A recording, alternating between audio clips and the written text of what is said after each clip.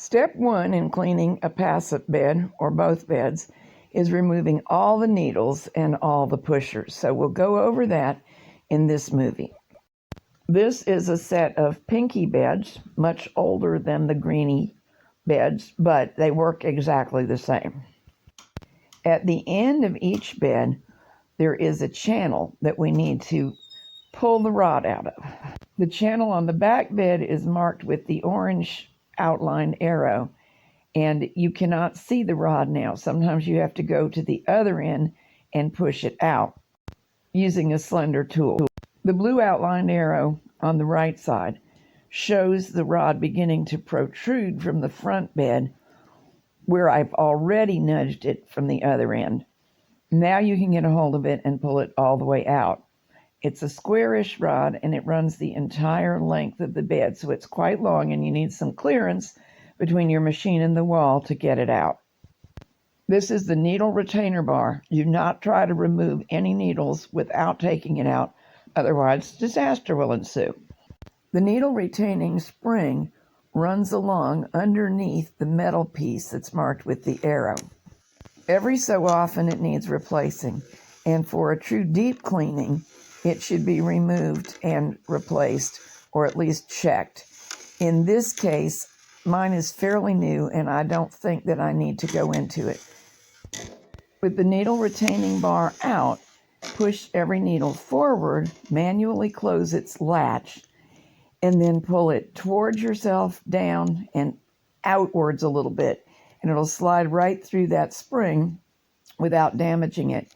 But if the latch opens itself again, which it may, carefully stop and close it again. If you feel the slightest pressure, hesitation to come out, assume that has happened and deal with it accordingly. Stop, close the latch, pull out. Failure to do so could irrevocably damage the spring. It's called the brake spring or needle retaining spring, depending on the source that you're reading. They're not completely unavailable, but they're not easy to come by, and they should last a long time, so don't damage it. In order to do any kind of even slightly thorough cleaning, the pushers have to come out. That rail at the bottom nudges over to release the pushers, and then in that position, they can be raised and manually pulled out just by pulling towards yourself. Pushers that are still in the rail will not come out. They are locked in, and you shouldn't even try. It could cause damage to the rail or the pushers, and again, these things are not easy to find replacements for. Put them in some kind of container to be cleaned separately. Here's a closer look at the rail changing position so as to free those pushers. Here, I'm finding my rail a little bit stiff, and some of the pushers don't really want to come out even when the rail is pushed over. This can happen if the machine is sat for a while. What I do when that happens is push the rail with one hand and use a large old screwdriver that you don't mind what happens to the tip to help lift those pushers out. Be very careful. You don't want to mar either the pushers or the bed.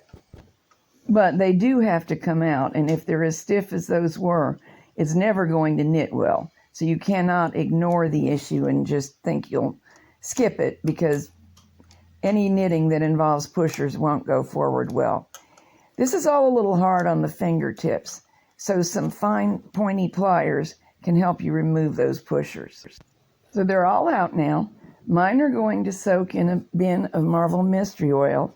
You may use denatured alcohol or something else if you prefer. After the soak, they'll still need to be hand scrubbed with a toothbrush, possibly steel wool if there's any real crud on them, and wipe down with a soft cloth to remove any residue. So now I'm ready to clean the bed. On to the next video.